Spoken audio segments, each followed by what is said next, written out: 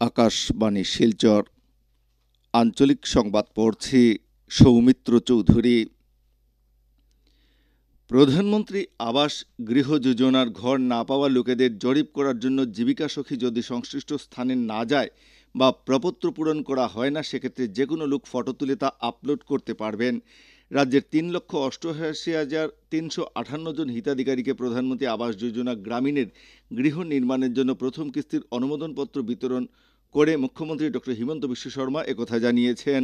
মুখ্যমন্ত্রী ডক্টর শর্মা কামরূপ জেলার পলাশবাড়ী রামপুর উচ্চতর মাধ্যমিক বিদ্যালয়ের কেন্দ্রীয়ভাবে আয়োজিত অনুষ্ঠানে অনুমোদনপত্র বিতরণ করে জানান যে রাজ্য সরকার জনসাধারণের বাসগৃহের আবশ্যকতা পূরণ করার ক্ষেত্রে প্রধানমন্ত্রী আবাস যোজনার মাধ্যমে সঠিক গৃহ নির্মাণের সুবিধা সুনিশ্চিত করার উপর গুরুত্ব আরোপ করছে। মুখ্যমন্ত্রী আরও বলেন যে যাদের ঘরের প্রয়োজন তারা নিজেরাই জিও ট্যাগিং করতে পারবেন। অনুষ্ঠানে পঞ্চায়েত ও গ্রামোন্নয়ন বিভাগের মন্ত্রী রঞ্জিত কুমার দাসও উপস্থিত ছিলেন। বরাক উপত্যকার 3 জেলায় গতকাল প্রধানমন্ত্রী আবাস যোজনা গ্রামীণের অধীনে মোট 58,206 জন হিতাধিকারীকে প্রথম কিস্তির অর্থের অনুমোদনপত্র বিতরণ করা হয়েছে। কাছাড় জেলার 7টি বিধানসভা এলাকার মোট 27,245 জন হিতাধিকারীকে এই যোজনার অধীনে অনুমোদনপত্র বিতরণ করা হয়। এর মধ্যে সোনাই বিধানসভা এলাকায় 5,519 জন, কাটিগড়া এলাকা 4,954 জন, ধলাইয়ে 4,313 জন, লক্ষ্মীপুরে 4,078 জন, উধারবন্দে 3,655 জন এবং বরখলায় 2,403 জন হিতাধিকারীর মধ্যে অনুমোদনপত্র বিতরণ করা হয়। শিলচর মেহেরপুরের সিডি হোমে আয়োজিত অনুষ্ঠানে অনুমোদনপত্র বিতরণ কার্যসূচিতে অংশগ্রহণ করে বিধায়ক দীপায়ন চক্রবর্তী বলেন যে বিজেপি সরকার ক্ষমতায় আসার পর এই যোজনার অধীনে গৃহ নির্মাণের জন্য 1,30,000 টাকা করে প্রদান করা হচ্ছে। অনুষ্ঠানে জেলা প্রশাসনের আধিকারিক সহ বিজেপি জেলা ও মণ্ডলের কর্মকর্তারা উপস্থিত ছিলেন। শ্রীভূমি জেলা প্রধানমন্ত্রী আবাস যোজনা গ্রামীণের অধীনে 4টি বিধানসভা এলাকার মোট 16,909 জন হিতাধিকারীকে গৃহ নির্মাণের জন্য প্রথম কিস্তির অর্থের অনুমোদনপত্র বিতরণ করা হয়েছে। শ্রীভূমির নীলভূমি উচ্চতর মাধ্যমিক বিদ্যালয় খেলার মাঠে জেলা আয়ুক্ত প্রদীপ কুমার দ্বিবেদী পৌরোহিত্যে আয়োজিত অনুষ্ঠানে হিতাধিকারীদের মধ্যে অনুমোদনপত্র বিতরণ করা হয়। হাইলাকান্দি জেলার 2টি বিধানসভা কেন্দ্রে 14,052 জন হিতাধিকারীর মধ্যে প্রধানমন্ত্রী আবাস যোজনার গ্রামীণের অনুমোদনপত্র বিতরণ করা হয়েছে। গতকাল হাইলাকান্দি শহরের এসএস কলেজে খেলার মাঠে আয়োজিত সভায় হাইলাকান্দি বিধানসভা কেন্দ্রের 5,975 জনকে এবং বোয়ালিপাড়ের doctor Shashi Bhushan institute of education প্রাঙ্গণে আলগাপুর কাটলিচড়া বিধানসভা কেন্দ্রের 8,077 জন হিতাধিকারীর মধ্যে আবাস গৃহের অনুমোদনপত্র বিতরণ করা হয়। এছাড়া উভয় অনুষ্ঠানে কামরূপ জেলার পলাশবাড়ির রামপুর উচ্চতর মাধ্যমিক বিদ্যালয়ে আয়োজিত কেন্দ্রীয় অনুষ্ঠানে মুখ্যমন্ত্রীর ভাষণ সরাসরি বড় পর্দায় দেখানো হয়েছে।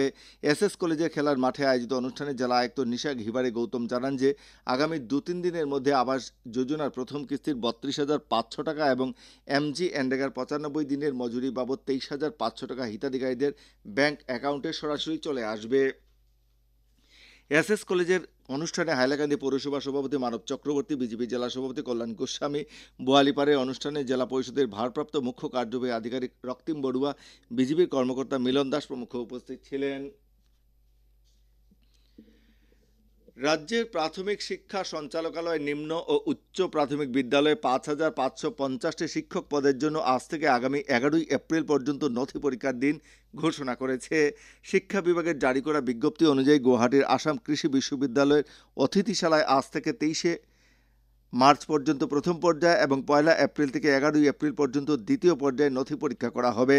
নথি পরীক্ষার জন্য যোগ্য বিবেচিত 4,200 জন প্রার্থীর নাম প্রাথমিক শিক্ষা সঞ্চালকালয়ের ওয়েবসাইটে আপলোড করা হয়েছে। বরাক উপত্যকা বঙ্গ সাহিত্য ও সংস্কৃতি সম্মেলনের কাছাড় জেলা সমিতির উদ্যোগে গতকাল সন্ধ্যায় শিলচর বঙ্গভবন সভাকক্ষে ভাষা একাডেমি পত্রিকার উন্মোচন করা হয়। রাজ্যের বরাক উপত্যকা উন্নয়ন বিভাগের মন্ত্রী কৌশিক রায় এই পত্রিকার উন্মোচন করেন। পরে বরাক উপত্যকার আর্থিক বিকাশ শীর্ষক বিষয়ের উপর আয়োজিত আলোচনা সভায় মন্ত্রী কৌশিক রায়, তৈমুর রাজা চৌধুরী, গৌতম প্রসাদ দত্ত প্রমুখ বক্তব্য রাখেন। শ্রীভূমি জেলা সৈনিক কল্যাণ কার্যালয়ের উদ্যোগে এবং গুয়াহাটির রাজ্য সৈনিক বোর্ডের সহযোগিতায় গত মঙ্গলবার রামকৃষ্ণনগরের উত্তর সিংলা অমরখালে প্রাক্তন সৈনিকদের পুনর্মিলন সভা অনুষ্ঠিত হয়েছে। শ্রীভূমির জেলা সৈনিক কল্যাণ আধিকারিক জানিয়েছেন যে সভায় 120 জন প্রাক্তন সৈনিকদের স্ত্রী ও পরিবারের সদস্যরা অংশগ্রহণ করেন। সভায় প্রবীণ প্রাক্তন সৈনিকদের সংবর্ধনা জানানো হয়েছে। হাইলাকান্দি জেলার পূর্ত বিভাগের সড়ক ডিভিশন শাখার কার্যবাহী বাস্তুকার এক বিজ্ঞপ্তিতে বিলাইপুর বাজার থেকে মিজোরাম সীমান্তের ফাইসাল পর্যন্ত সড়কে 10 টনের অধিক ভারী যান চলাচলের উপর নিষেধাজ্ঞা জারি করেছেন। এই সড়কের বর্তমান অবস্থা ভালো না থাকায় আসন্ন বর্ষার মরশুমে যান চলাচলের উপর এই নিষেধাজ্ঞা জারি করা হয়েছে।